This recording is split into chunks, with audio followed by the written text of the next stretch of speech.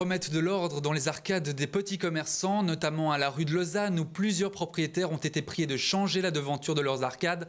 Ceci pour préserver l'unité architecturale de la ville. Les explications de Cédric Tonnelly.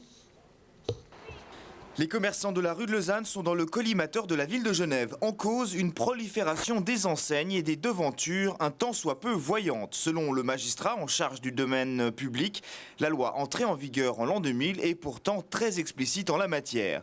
Même s'il est vrai que certains aménagements font penser au Far West, les commerçants crient au scandale et demandent aux autorités d'agir avec raison. En effet, pour la plupart d'entre eux, l'insalubrité de la rue de Lausanne vient avant tout des immeubles appartenant à la ville, des immeubles qui ont besoin d'un sérieux coup de rafraîchissement. Résolus à ne pas se faire pigeonner, les commerçants entendent bien participer à l'effort, à condition que les autorités mettent la main à la pâte. Jean-Pierre Balmer, bonsoir. Bonsoir. Quel est votre regard sur ces arcades commerciales à Genève? Faut-il vraiment aujourd'hui mettre de l'ordre? Mettre de l'ordre, je ne sais pas si c'est le bon terme, mais je pense qu'il faudrait revaloriser l'architecture de ces bâtiments qui est malheureusement masquée par quantité d'enseignes, de panneaux et d'autres choses. Et je crois que les artisans eux-mêmes se privent finalement de lumière et de lisibilité. Je pense que ce serait intéressant également pour eux de remettre en valeur ces arcades du rez-de-chaussée.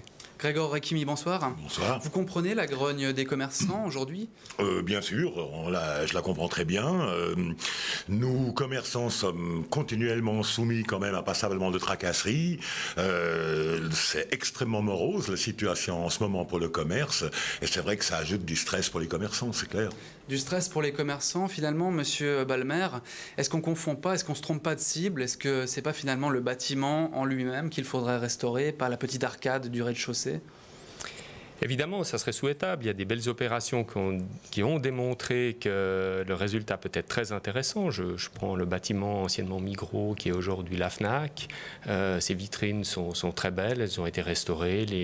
Tous les éléments publicitaires, les enseignes sont parfaitement bien positionnés. Ça met parfaitement en valeur le bâtiment. Du 106 au 112 rue du Rhône, ça a été la même opération. On remet en valeur cette architecture. Je crois qu'il n'y a pas de contradiction, au contraire, c'est une revalorisation pour le commerçant lui-même. Il faut une logique répressive, il faut maintenant aller de l'avant et imposer un changement rapidement à ces commerçants. J'aime pas le terme répressif parce qu'en fait nous sommes un service public, donc ouvert à la discussion. La loi prévoit qu'on soit consulté préalablement à la pose d'une enseigne. Nous sommes là pour donner tout conseil pour que l'arcade redevienne belle, attirante. Donc un argument commercial, je crois, assez important pour le commerçant. Vous défendez les commerçants justement, est-ce que c'est vous qui passez à la caisse ? La Fédération des artisans et commerçants, c'est elle qui paye ces transformations? Non, ce n'est pas la Fédération des artisans et commerçants qui paye. Donc je rappelle que la Fédération des artisans et commerçants représente, a donc 1300 membres qui représentent 3000 commerces à Genève. Nous avons d'ailleurs suivi à l'époque la création de cette nouvelle loi sur les procédés de réclame. On a été auditionnés. On a par exemple, en ce qui concerne les chevalets qui sont devant les magasins, ça devait augmenter de 120 à 1200 francs. On est arrivé pour finir que ce soit 300. Enfin, je veux dire, c'est quelque chose qu'on suit. Évidemment qu'il ne faut pas de la répression, c'est la dernière des choses.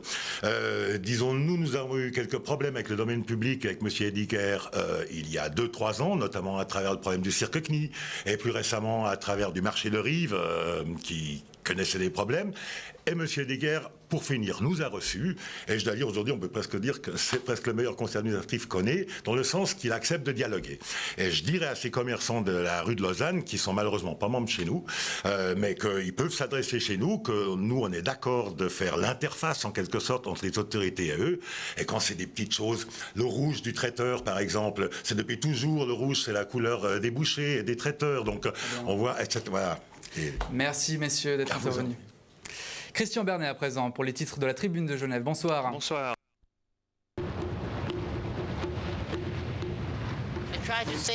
J'ai crié « Partez, partez, courez vite !» Mais personne ne me croyait. Alors je ne savais plus quoi faire. J'ai agité ma chemise et j'ai crié encore plus fort « Sauvez-vous ! Courez, sauvez-vous !» Run, run, quick! Go, go!